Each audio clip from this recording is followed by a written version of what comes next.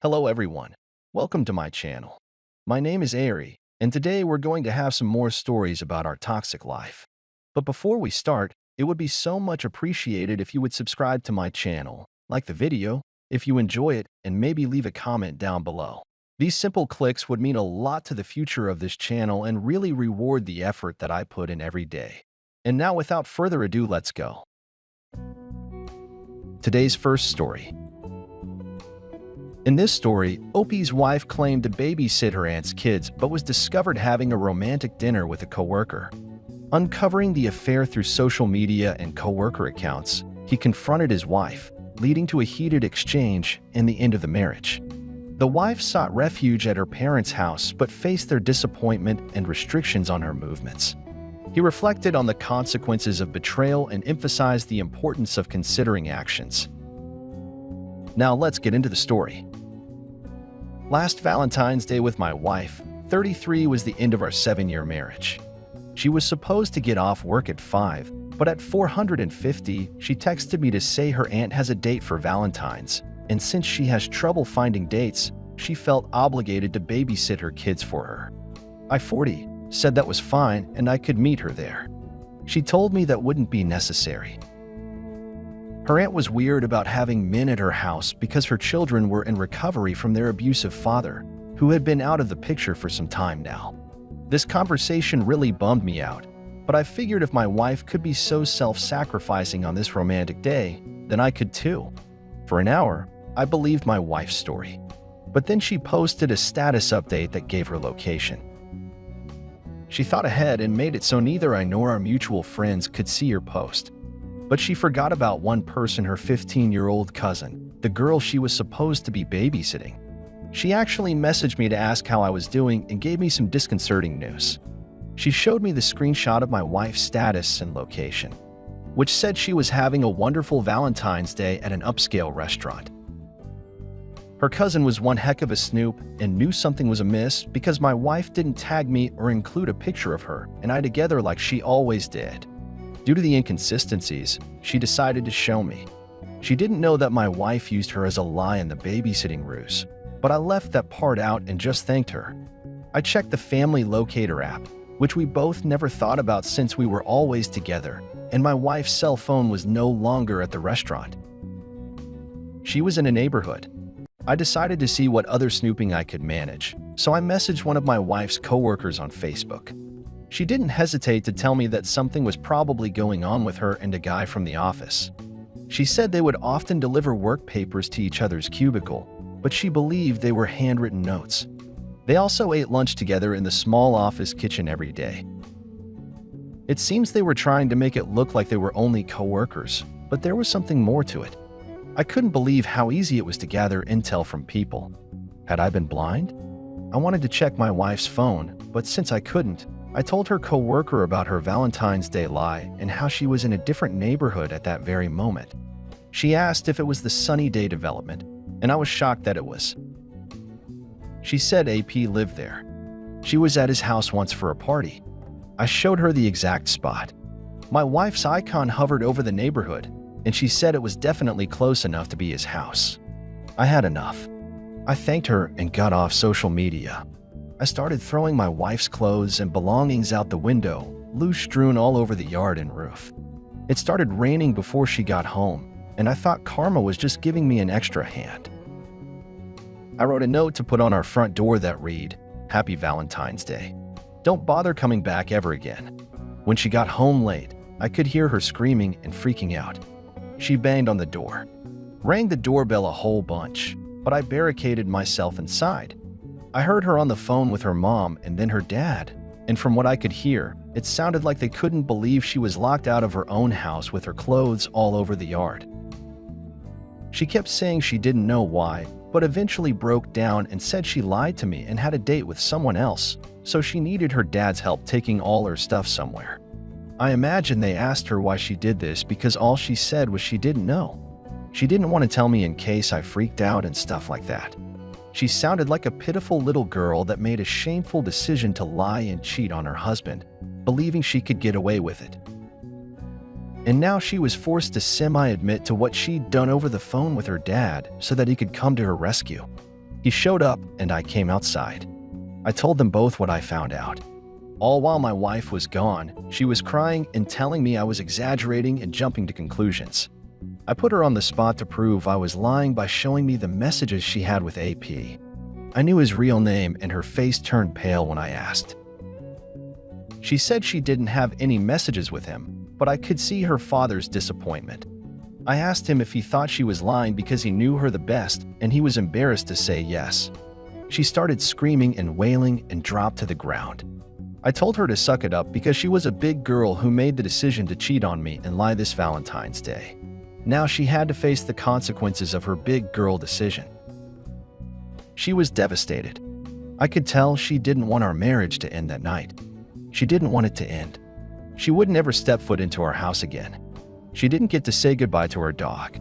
Luckily, I never had children with her because that would have been heart-wrenching. Let this be a lesson to think through your actions before betraying the one person that matters most in your life. No actions go without repercussions. She stayed with her parents for a while, but they were extremely disappointed in her and couldn't believe a word she said. She didn't get to leave their house at all unless it was for work, and she wasn't welcome back if she was 5 minutes past her expected return. Today's second story. In this story, Opie met his future wife through coworkers and enjoyed a happy marriage with 2 kids. However, after his wife began working from home, he discovered her infidelity with a coworker. The revelation led to a painful divorce, with the coworker providing evidence of the affair. Despite emotional turmoil, he maintained his career and built a new life with his children, cutting ties with his ex-wife. Family and coworkers severed connections with the unfaithful wife, and the man successfully navigated the challenges of the divorce. Now let's get into the story. I met my wife through coworkers 1 year after I got the job. I was 24 and she was 23. We fell for each other right away and maintained good rapport with everyone in the office through years of our relationship. We got married and had 2 kids. After our kids were born, my wife started working from home. When they left for college, I planned on starting a new hobby with my wife. We were still in the midst of deciding what to do when her lies became revealed. I arrived home from work late again on one particularly horrible day, exhausted because I had to endure a painfully awkward budget meeting involving a coworker that fancies me. She asked me more questions than anyone else during the meeting, and the way she looked at me as she spoke made everyone else in the room wonder what her intentions were. However, I was a married man that loved his wife dearly and respected the laws of marriage. So even when this woman entered my office to properly ask me out on the date, I kindly declined and showed her my wedding ring. She was surprised and apologized, claiming that she didn't notice my ring before she said she was going through a divorce herself with someone else in the office. She invited me to call her if I ever felt like getting out of the house for a few hours. Fast forward a few months from that day to the day I arrived home from the meeting, where she was clearly still attempting to get my attention. I walked straight up the stairs to our bedroom like I always do, pushing the door open to find my wife having intimate with a man from my office. I involuntarily screamed, which made my wife start yelling an alarm and sent the intruder flying out of our house. Hardly thinking about it, I heaved my briefcase at his head hitting him repeatedly with it as he scrambled to get off my wife. When he managed to stand up, I dropped the briefcase to punch him in the face. My wife ran out of the room, and 2 seconds later, along with her AP, he must have driven home with just his boxers on because his clothes were still on the floor. I sat on the floor in disbelief at what I had just seen. My wife came back into the room, then just cried and apologized, unsure of what else to say. What could she say?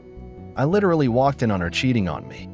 Eventually, I found the strength to stand up, glaring at my soon-to-be ex as she cleaned up around our bedroom. She was making herself busy because she was waiting for me to tell her what was going to happen. Funny how dependent she seemed. On my word, given the situation, I already knew who she was sleeping with and planned on firing him immediately. It was then that I remembered it was the same man my flirtatious coworker named as her soon-to-be ex. As I choked back tears, I asked her why she did it. She said she didn't know, and that perhaps she was getting bored with our intimate life. I told her that wasn't a good enough excuse and that she should have told me how she felt or suggested we try something new. We could have overcome it if she gave us the chance. Well, just as I feared, it turned out this affair was going on for some time without my wife's knowledge. I told her parents what was going on. They wouldn't allow her to come live with them, so I decided to stay in my parents' guest house until I could prove her infidelity in court. I was worried about how I was going to prove it, but that's when my flirty coworker came to my rescue. After I told her I found her soon-to-be ex with my wife, she explained that she was divorcing him because of videos and incriminating texts she found on his computer. They were all between him and a woman she didn't know, but now she knew it was my wife. She apologized that I was going through the same thing as her and that she couldn't have warned me sooner. She provided me with copies of the incriminating evidence to use in court against my wife. As my wife moved into the small and filthy apartment she could afford, her infidelity in, our marriage was proven and the divorce was finalized. She expressed her constant emotional torment and desire to take back everything she had done. Our adult children and her parents haven't spoken to her or visited her. Thankfully, I'm still managing my department at work and quite well off. My children visit me often, and we've all managed to create a new life that doesn't involve my ex-wife or the sorrow that she could have brought upon us. Today's third story. I was married to my wife for 7 years. I knew something was up after several times. I had arrived home from work to find only my teenage daughter at home and my wife missing. She'd always tell me what her mom told her to tell me. An example would be that she went grocery shopping to see a woman friend from work, other kinds of shopping, or had to help somebody with something. My daughter never seemed like she was aware she was lying, which is good. I don't think my wife would have the nerve to burden our daughter with any secrets she kept from me. I was so annoyed that I decided to come home a little early. For a few days each time, I sat in my car down the street to see if my wife left. On the third day, she left and I followed her. She got to Boscov's, which gave me relief at first, because maybe she told the truth each time. But then I saw the man she was meeting at the entrance.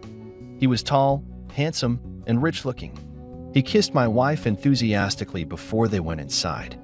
My wife's birthday was the next day, and I swore this seemed like some kind of birthday shopping spree. When I wouldn't be suspicious of her absence, I went inside Boscov's and walked around close enough to see how they interacted. It was extremely romantic behavior. I started filming, and it took a few minutes for me to catch him grabbing her butt. I wanted to set the building on fire. I was so mad. I filmed for as long as I could, but then AP saw me staring at them. I left the building and got to my car, but before I drove away, I saw him come out with my wife's hand in his. She looked concerned and puzzled, trying to see who he was talking about. Hopefully, she was feeling panic like I was. I returned home and wondered what I should say to my daughter. She was 17, so kind of old enough to handle adult issues, but either way, it was going to be really upsetting. I told her I saw her mom with another man, so I was going to stay at Grandma's for a while. She asked if she could come with me because she'd been thinking about helping Grandma with her garden. I thought that was the cutest and most uplifting thing I could have heard at that moment. We packed some bags and left no tears or worries. Grandma was excited to see us, and I felt like it was all going to be okay. My wife returned shortly after that to our empty house. I left her a note on the counter that I was the one watching them, and I had proof she was romantically involved with him. I told her to enjoy her birthday alone in an empty house because that's what she deserved. Unfortunately, the house was hers, so she was able to keep living there. But she couldn't have AP moving because he got arrested for doing some illegal things. I'm happy to report that my ex was heartbroken. She couldn't believe she betrayed the happy and secure family she built for a man that bought her things and stole stuff. She told me a lot of her honest thoughts on voicemail ramblings. She maintained a distant relationship with our daughter that took years to return to normal. I'm sad to say that she really started to hate the things about herself that reminded her of her mom. I told her she was her own person mixed with two people's DNA and unique among anyone else. I told her she could only be in control of herself, her own decisions, and her emotions. I reminded her that letting hatred or bitterness simmer in your heart only makes that how you behave. I told her to start writing in a journal, and she said I was preaching. But I did notice her seeming more joyful and grateful. A few days later, she gardened with Grandma and went to visit her mom sometimes.